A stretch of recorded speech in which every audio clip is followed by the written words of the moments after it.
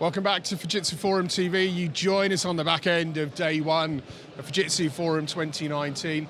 As we've been saying many times today, we're told guests have flown in from over 80 countries around the world. Just staggering numbers, and it really underlines the importance that both society and business place on the innovation and the thinking from Fujitsu. And a lot of that comes from the global reach that Fujitsu has. So up next, we thought it about time to catch up with the Global Delivery Group, the team that are charged with doing so much with Fujitsu. Some familiar faces, Tim White, Head of Global Delivery Group, and Helen, VP, Head of Service Lines and Portfolio, Global Delivery Group.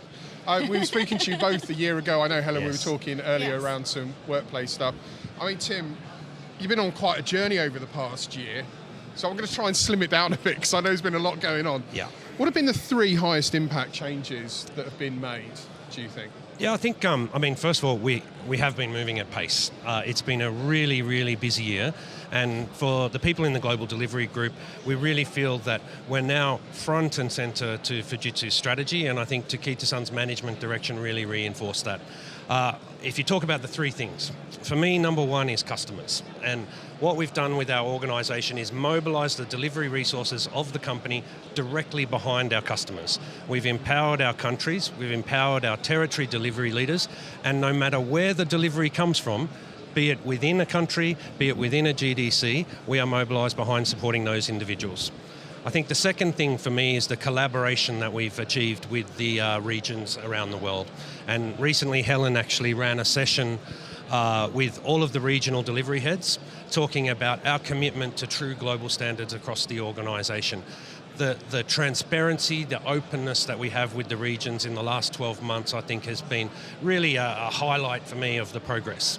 And then the last one is the hubs. You know, we started a year ago, I think we spoke here about hubs as well, and we've really evolved that into a way to push global standards across the organisation. We've connected the regions, we've connected Japan, and we're really providing now through the hubs a way to say consistent service delivery across the board, and a community that is connected regardless of, and you said it before, 80 countries, of which country you're in at that point in time.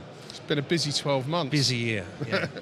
I mean, the sheer geographic size is difficult to take in, but everything within Fujitsu, I guess customers are being forgiven for thinking they just don't see the sort of scale of the Global Delivery Group. I mean, what is sort of impact that you're able to bring customers? How does your global reach really help?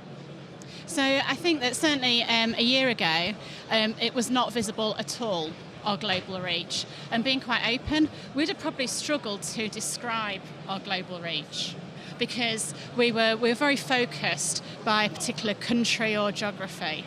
And what Tim is describing in terms of the massive change that's taken place is that now we're in a position where we're able to focus on the customer, but also bring to them what we're doing from a global perspective. So that's in terms of innovation, it's in terms of standards, and it's also in terms of the trust that we talk about within our organisation, making it real to our customers. So rather than our people being hidden behind closed doors almost, that actually they're now much more front of house and having direct engagement, which of course is what the customers are really interested in. Absolutely. I mean, organisations are going through digital transformation, no big shock there. It's kind of big topic here at Forum 2019. But it's seen as a bit of an enabler for growth by businesses, right? So I'm keen to understand how you've evolved to help businesses transform and achieve their growth ambitions, because, I mean, that's quite a significant thing. Yeah, and I think for me the heart of that is that we embrace our heritage at the same time. But the world is moving fast, but Fujitsu has tremendous heritage that we should latch on to. And for us, it's the strength that exists in the infrastructure services part of the market, particularly outside of Japan internationally for us, and also our expertise in integration services and transition to cloud. And for me, if we get that heritage right, we actually have the rights to access our customers' executives, and we also have the data that supports what's happening within our customers' business that can enable a digital transformation conversation. Right. And so we bring our technical heritage to the table with our customers as the industry experts to talk about how can we help them solve society's greatest challenges. Yeah, and I'd kind of add to that and say that, again, it goes back to the people aspect. So although we talk about hubs and service lines, actually what we're really interested in is the talent and the skill that people are able to bring to the table. So for many of our customer conversations, or where we're then looking at innovation co-creation, it's working out who are the right people in the room to be able to talk about both cloud and applications. And we're now in a position to be able to do it, which a year ago, again, I think we'd have struggled. Yeah. I mean, I guess that in some ways answers the next question. There's a few of remain nameless competitors out there that are quite large. I mean, how does GDG act as a differentiator for Fujitsu?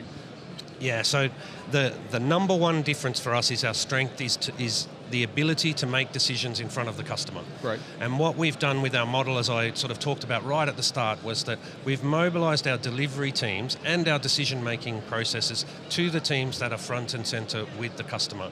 The rest of the organization's job is to support them and support the customers. And so the difference that we see in the way Fujitsu is working is that we have local decision making, but that local decision making is made with a global mindset. And so instead of bringing everything to headquarters for a decision, it's made locally, but we think globally when we do that. I just want to finish on responsible business. We've had a few segments today.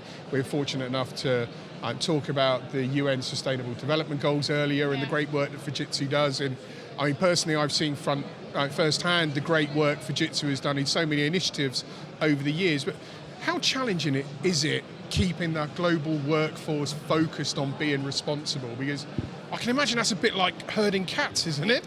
Do you know, it's not at all challenging. Actually, the global workforce wants this. It gives us a sense of purpose of what we do. The engagement we see from our teams around the world is just incredible. What we've been working on is giving the right initiatives on a global scale to make sure that that connects across the world. And our theme this year has been all about education. And we're doing a lot of work from children, working with them in terms of internet safety, in terms of providing lunches to children in India to keep them in school, to work in the Philippines around a school for street children. We're doing an incredible amount at that level, but then also at the high end in terms of university engagements in Portugal and so forth. We're looking at how can we bring innovation and get the next round of graduates into our organisation. So, this is it's something that I think all of our hearts are into. It brings a tear to my eye when I sort of talk about some of the initiatives personally that I get involved with around it, but it's this sense of purpose that we all rally behind. Yeah, absolutely. And if you ask any of our team, any of our colleagues, the 23,000, and kind of say, what matters to them in terms of working for Fujitsu, that is one of the key reasons that they choose to work for our organisation and stay with us, because they're given the opportunity to make that difference. And from a customer point of view, it's very easy for us just to talk headlines, around sustainability and society. But the fact we have the first-hand credentials and so many stories and pictures and everything around what's really happening, that also brings the trust ethos with the customers, because they know we're for real. Yeah, not just maybe just to add at the end of that for me, the work that we're doing here is central to our strategy, but if we do it with our customers, it becomes even more powerful. And in fact, I was in Russia just the other day and talking to a customer who was in a renegotiation cycle for their contract. And the recommendation I made in the room was, let's write a joint commitment to responsible business into the contract, so that we say Fujitsu and the customer will commit together to actually do this, which gives us a sense of purpose together as organisations. And more and more, it's not just about what Fujitsu does, it's about what we do collectively with our customers as well. Just plays back to that brilliant co-creation message we've been hearing so much about for many, many years. Thank you both for coming and talking to us. Pleasure. Thank you for having us again. No doubt next year you'll be telling us about an equally busy 12 months. And we've still got a busy afternoon to bring your way. We've got another 2 segments yet. Next, we're going to be talking SAP and specifically applications within digital transformation. So if you're an SAP environment, you want to stick around. What time is it? It's 5:10. So in 20 minutes, we'll bring you that segment. So it's enough time to go and grab a coffee, isn't it? Stay with us.